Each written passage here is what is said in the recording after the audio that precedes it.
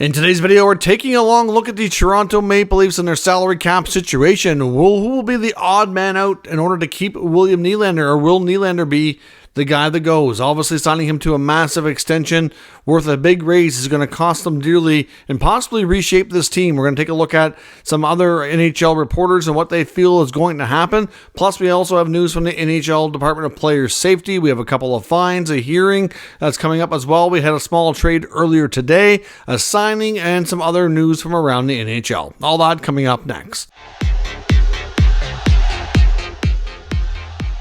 So welcome back to another video here at Top Shelf Hockey. As I mentioned, I want to start off with a couple of items here from the Department of NHL Player Safety.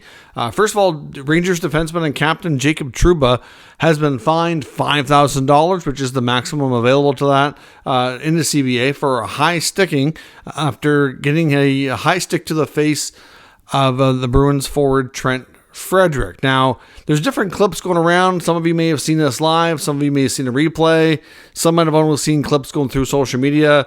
Essentially, there's one that was edited, and it shows just Trouba coming up. Looks pretty reckless and absolutely whacks Frederick in the head, face area. And it looked pretty bad, pretty reckless. And for this to be a fine, yeah, that's a pretty tough look for the Department of Player Safety. But if you take a look at the full clip and back it up a little bit, he and Frederick are actually tied up, and Frederick's kind of holding him, and he's basically trying to get loose, and he's also off balance. So as much as I do agree, he still needs to be responsible for his stick, which obviously, which is the fine, is what it's for. But thankfully, Frederick wasn't injured on the play. And I think to some degree, I'm not blaming Frederick for causing the stick to hit him or anything like that, but, he was part of the issue with holding him and causing him to be off balance. And just, I know when you look at it, depending on what clip you've seen on social media, one looks a lot worse than the other. The other angle that I've seen does make it look a little bit more understandable why they've settled here on just a fine. I know Bruins fans are probably going to have a hard time accepting that, and that's fine. I don't know that I'm going to be able to convince you otherwise, but I do think that the Department of Player Safety made the right call here. I think a fine is acceptable in this case. He was reckless with it, but I can understand how it happened. No injury, no intent.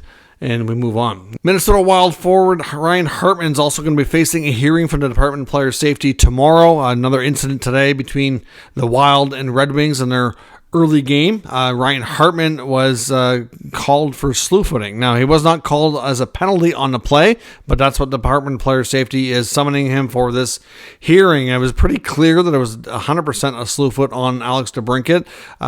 As Hartman was going after the puck carrier, which was just in front of DeBrincat, to me it looked like DeBrincat was kind of running a little bit of a interference, almost like a pick. Not to say that it would have necessarily been called as a penalty. Could have been, but obviously it wasn't.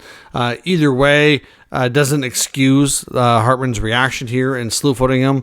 Thankfully, it didn't look like DeBrincat was hurt on the play, but it's something that the NHL does not tolerate by any means. It's certainly not a good look by any means at all. The bad part here as well is the Wild have been in a hardcore slump. I think they're winless in, was it 8 games now? I can't remember the number. I know it's I think it was at 7 before this one, so I'm pretty sure it's 8 games that they've not won a game.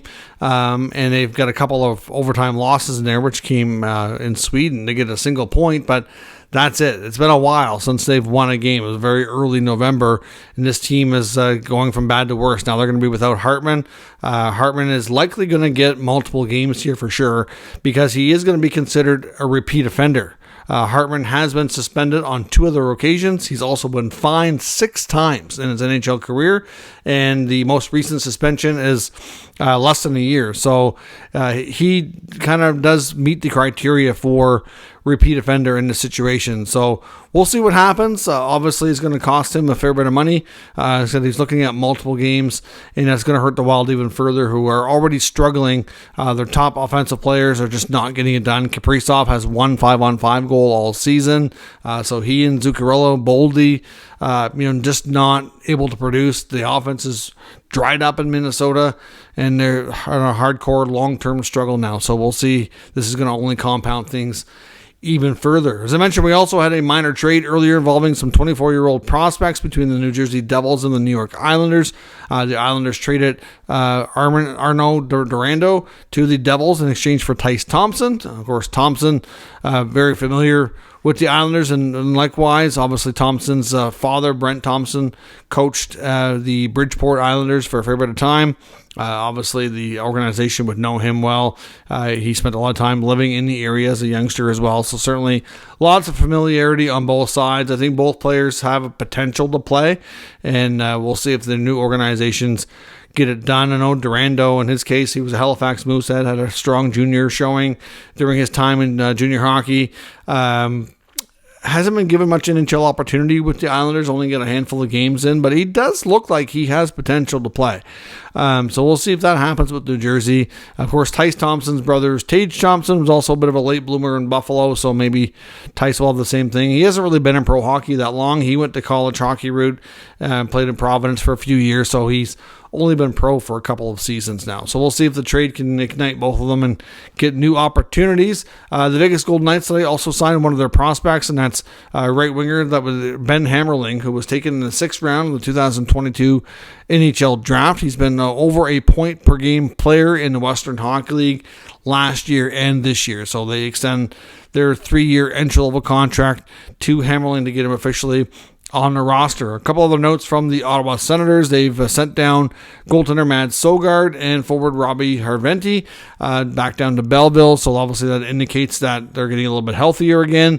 Harventi will go down. Søgaard will go down as well, so that means Korpisalo's ready. And the forward group, they have had an extra guy around anyways because they've had, because of the luxury of having the long-term injury reserve for Thomas Chabot. So they've had a little bit bigger roster recently, but they still have Matthew Highmore up. He'll stay, and they also have Zach McEwen up. So they'll both play tomorrow against the Florida Panthers. The roster could change again after that with players going up and down because Chabot's within a week of returning, so they'll have to go back down to a smaller roster once he's ready to come back because they won't have that cap flexibility that they've had here over the past month with having him on LTIR. Another update as well in Columbus. One of their younger players, Dmitry Voronkov, who's first year in North America, having a pretty decent season so far with the Jackets, has also played a few games in the American Hockey League for the Cleveland Monsters. Apparently is considering heading back to Russia. Apparently not adjusting well in North America, is pretty well homesick, missing his family and friends. Nothing to do with the team itself, of course. The team's trying to be very supportive. They've tried surrounding him with other Russian talent so that, they can maybe have more in common because his English isn't almost non-existent, so it helps him with the communications and translating and all that. So they brought in Ivan Provorov, they have Marchenko, Chinnikov around, so those guys are trying to help him as much as they can to get adjusted.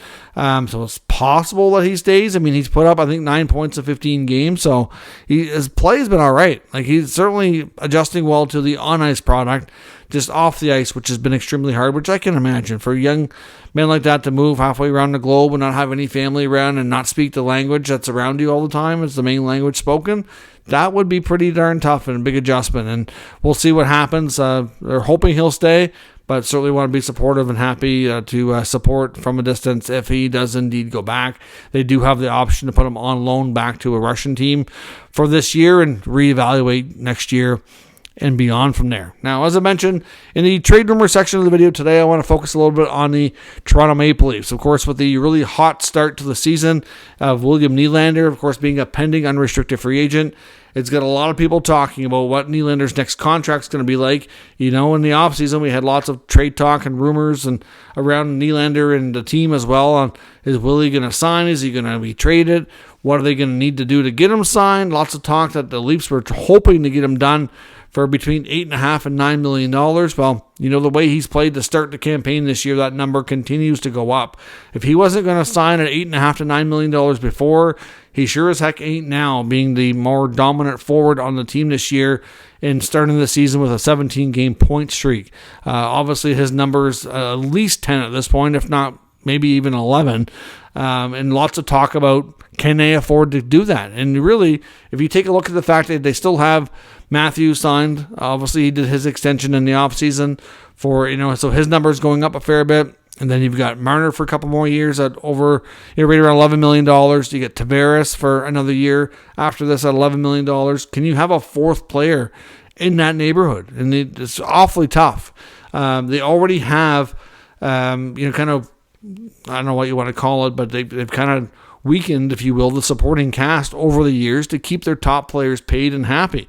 We'll see how things work out for them this year. They do have a different mix. Brought in Tyler Bertuzzi, Max Domi, Ryan Reeves, etc. They changed some of the defense last year. Obviously, the Leafs aren't off to the fantastic start that they've been used to. They're obviously, not in any danger of this one missing the playoffs, but certainly there's a little bit of stress, I think, with the Leafs. They're not as high in the standings and haven't banked as many points as they would have liked or normally would have by this point in the season. Obviously, going over to Sweden, like some of the other teams like Ottawa as well, they don't have as many games played as some of their counterparts in their division and conference. So over time, they'll get caught up and hopefully can get back higher up in the standings. But they've certainly had their games where they looked pretty good, but they've had some games where they've been they blew it against weaker teams that they should have beaten. Like they've had a couple of games with the Blackhawks that they weren't able to win. Lost last night against the Pittsburgh Penguins, who have been struggling as well. Not to say they're not a good team, but it's been an up and down kind of season so far. Now, the Leafs Nation podcast featuring Nick Alberga, Jay Rosehill, have been talking about this here in recent days, looking at their opinion of what's going to happen. And I know Jay Rosehill, who certainly has his opinions on the Leafs here, thinks that at the end of the day, trading Mitch Marner is the most likely option here. It doesn't feel like you can really afford to not keep Nylander at this point. You can make an argument for the past couple of years that Nylander has been their best and most consistent forward and top performer in the playoffs. They're certainly not trading Matthews by any means, who just extend it. They have another year of John Tavares. Now, you can make the argument with Tavares that he's the older one of the group. Yes, he's the captain. I know there's been there are some people out there not as supportive of Tavares as others. But you know what, regardless of what you think of him, he's been productive. But having him on the roster, $11 million on top of these young guys, has that helped them get over the hump? And the answer is no, not really. He's going to be going into the final year of his contract next year. I remember when he first signed with the Leafs, it was such a big deal. They felt like they were taking such a huge step forward, adding an existing top-tier player, one of the top free agents to hit the market in some time. And they've got one playoff series victory during his tenure as a Leaf. Not nearly as successful as they would have liked. Yes, they've got lots of regular season success, but at the end of the day, that's not all they're looking for here. If they don't ever get a Stanley Cup and they get lots of regular season wins, you know what? They're not going to look back on an era and call it really all that successful. So, we get another year of Tavares, but you can't trade him because he's got a no-move clause. As much as it might sound ridiculous to some to buy him out, you can't really do that either because the way they give the contract, it's pretty much buyout proof. His cap hit would only drop by $300,000 next year if you bought him out. I mean, you can buy out a player and re-sign him. It's happened before. Look at Brad Treliving, who's got experience with this. He bought out Michael Stone as a defenseman in Calgary, then re-signed him for less. You can do that. But at the same time, you can't really buy out Tavares and ask him to re-sign for less money. So you can't. It's just not going to happen. So are they going to trade either a Nylander or a Marner because of the Tavares contract? I mean, it could come to that, to be honest. It's hard to say. But if they try to sign Nylander to, at this point, I'm guessing he's looking at least the number that Marner's making now. So if they give him $11 million, the cap's only going up, $3 to $4 million next year. It's not like it's going to be drastically higher. They're also not going to have nearly as many options for LTIR next year. They're in the final year of Matt Murray as well as Jake Muzzin as well. So they're not going to have these options to really spend above the cap like they're doing now. I mean, yes, things could change with what contracts are on the books, but it doesn't look that way. So this is kind of a pivotal year for them in a sense. So according to Rosehill, his opinion was that between how he's played this year and how he's played in the playoffs, that Marner is more expendable. Nylander's been their best player for some time. With Matthews being the top center, they're not likely going to be going anywhere, and that Marner becomes expendable because of it. So at the end of the day, trading Mitch Marner would alleviate a ton of salary cap space. Now, of course, you could get a good return. You're not going to trade him strictly for draft picks. The goaltending situation will hopefully become a little bit more clear as the year goes on as well. Samsonov may or may not return. He's on a 1-year deal. You have Joseph Woll for a couple more seasons at a really cheap cap hit. If he can be the guy for you, that'll save you even more money there. Either way, maybe in a Marner trade, you get yourself a top-tier defenseman, and then you also maybe get a goaltender or another piece or multiple pieces to really round out your roster and make it a little bit more balanced. Clearly, these top 4 players for the Leafs are really good and been very productive, but they can't do it on their own, especially the style of play and how they have played so far in the playoffs. They need a different mix, which I know the team has done this year, and we'll see when the playoffs come around if they get in how they do. I mean, at this point, I'd be shocked if the Leafs are not a playoff team, but we're so early in the season, that's far from a guarantee. Obviously, at this point, I don't know if a Mitch Marner trade is something we're going to see this year. I would say that if it does happen and these Leaf reporters or podcasters are correct, I would think this is something that we're going to wait and see maybe in the offseason. I personally think that the most likely outcome here is that Nylander goes the entire year without signing, and this is all handled once we know how their season ends. Obviously, Nylander will have time before free agency to get a deal done. He'll obviously know the full outcome of his season, and at this point, Marner stays with the Leafs for at least this year. I would be shocked if they move one of them now, but you never know. Brad Treliving is not afraid of blockbuster deals.